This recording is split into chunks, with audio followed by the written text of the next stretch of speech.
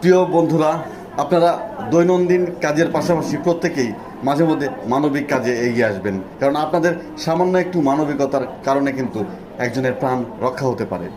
আপনারা জানেন আমি নিয়মিত শিশুদের বা অসুস্থ রোগীদের রক্তদানে সহযোগিতা করি। তারই ধারাবাহিকতায় থ্যালাসেমিয়া আক্রান্ত শিশু সানজিদাকে প্রায় 10 বছর যাবৎ আমি রক্ত ম্যানেজ করে দিচ্ছি।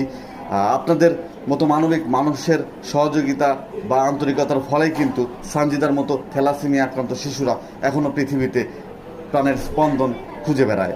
প্রিয় দর্শক, প্রিয় দেশবাসী, আজকে সানজিদাকে রক্তদানে এগিয়ে এসেছেন আমাদের শাহজাদপুরের পারকুলা গ্রামের আকাশ ভাই। আকাশ ভাই তার শরীরের রক্ত দান করে এই সানজিদাকে সুস্থ করার চেষ্টা করেছেন। আকাশ ভাইকে অসংখ্য ধন্যবাদ।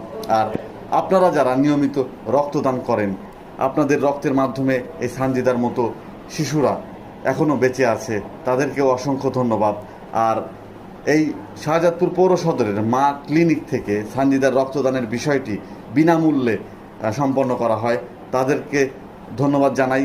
আপনারা সেই প্রতিষ্ঠানের জন্য দোয়া করবেন, মা ক্লিনিকের জন্য, এবং পাশাপাশি সকল রক্তদান ভাইয়ের জন্য দোয়া করবেন। সানজিদার বিষয়ে যদি বলি, সানজিদার 2 বছর বয়স থেকেই এই থ্যালাসেমিয়া রোগ আক্রান্ত।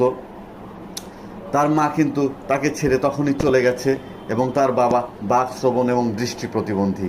সানজিদা তার দাদির কাছে থাকেন। দাদিও দুস্থ, অসহায়, দরিদ্র মানুষ। আর দাদি স্ট্রোকের রোগী, তিনিও অসুস্থ, সানজিদাকেও ভালোভাবে টেক কেয়ার করতে পারে না। সানজিদার যে থ্যালাসেমিয়া রোগ হয়েছে, আজ পর্যন্ত তাকে কিন্তু কোনো ধরনের উন্নত চিকিৎসার আমরা ব্যবস্থা করতে পারিনি।